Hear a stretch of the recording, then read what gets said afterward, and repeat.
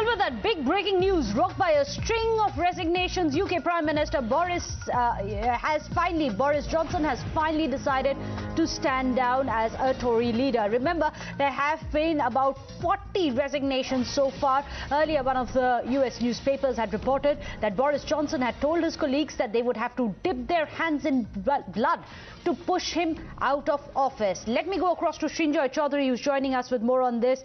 He was defiant till now, but finally he's caved in after over 40 resignations, Srinjoy.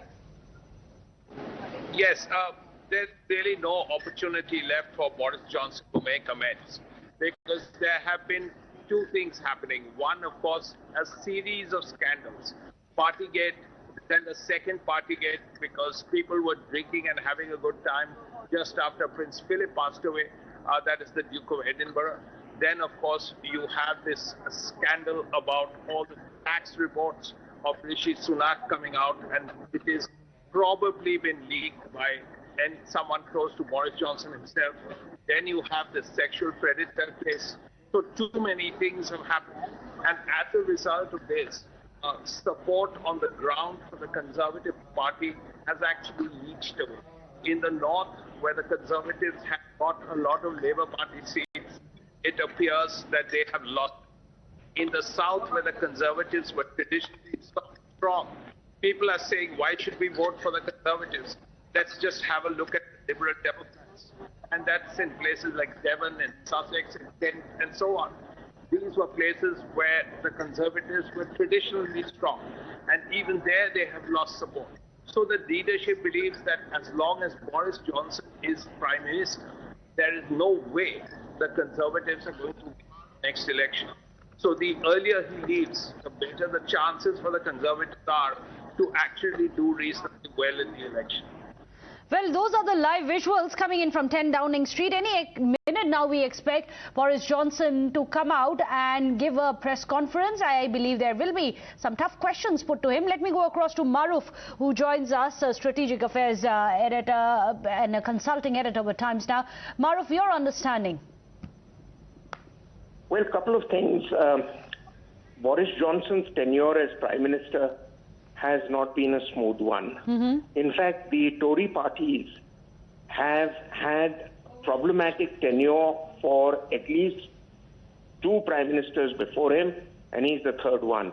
As you might remember, that David Cameron, who was their elected Prime Minister after the elections, came in with a lot of aspirations, but then had to move away because of a scandal attributed to his father and his family about investments overseas. Then you had Theresa May, who was successful as Home Secretary, but was seen to be ineffective as Prime Minister, and she was actually pushed out by Boris and his gang. Now, Boris Johnson quickly declared an election, got himself reasserted as Prime Minister, but he was involved in a couple of scandals even before he went into 10 Downing Street. And more recently, he has been plagued by scandals, as we know only too well. One was the partying in Downing Street during COVID times. And now more recently, his ministers resigning, showing that he made wrong choices in appointing some cabinet ministers who were scandal-ridden. So quite clearly, the Tory party only survives in power because the opposition to the Tory party traditionally has been weak, with the exception of Tony Blair. And so therefore, unless the opposition can get its act together, another Prime Minister moving away will only bring in another Tory leader. And this might be a historic change, because Rishi Sunak, who is of Indian origin but East African origin also, is a front-runner for Prime Minister's seat. He's also the son-in-law of Narayan Murthy. Initially, there were fingers pointed at him, but the possibility of linking him to any wrongdoing or tax evasion has been ruled out by an inquiry committee. So I would probably think if Mr. Johnson goes, Rishi Sunak would become Prime Minister. In that case, the implications of it, Maruf, for India and its foreign policy? Well, you know, when you are in a position of importance of that nature, you have to be doubly careful not to be seen to be going soft on the country of the origin of your forefathers.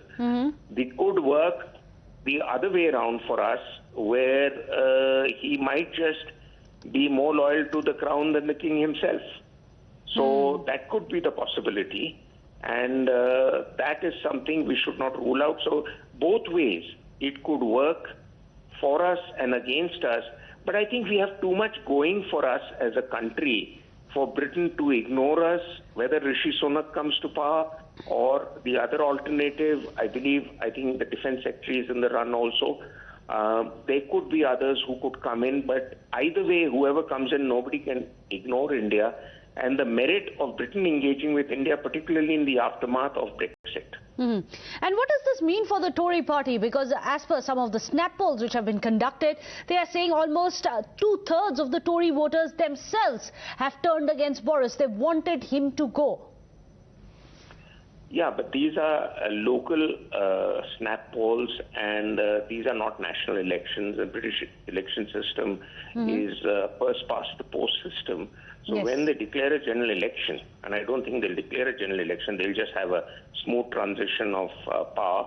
And it has happened very many times in the past. Margaret Thatcher was pushed out by her colleagues, and you had John Major, a very unlikely candidate, become Prime Minister, though people thought it might have been Michael Hasseltine, who was really her biggest rival. Then again, you have Cameron walking out, who was a good candidate as Prime Minister, till he ran into a scandal. So Tory party in the last 25 years or more that I've been watching them have never been devoid of scandals. So they'll probably rough it out and be there till the next elections, unless there's no dearth of talent in the Tory party. You know, the problem comes up when there is a dearth of talent, and that is a problem that the Labour has to address, not the Tory party.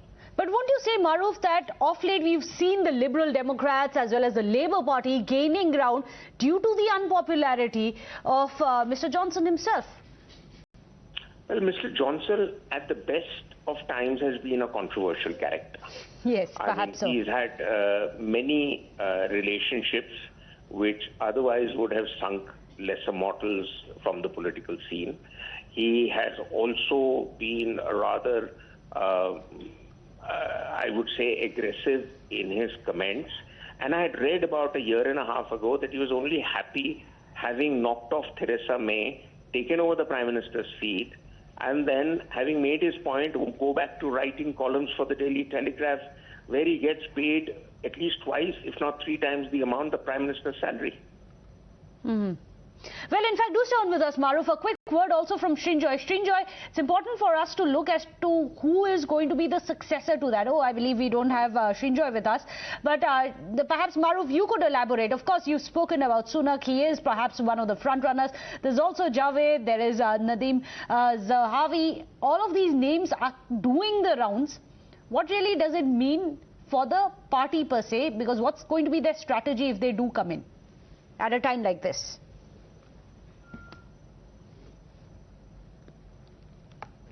Relating to an event in Downing Street on the 19th of June 2020.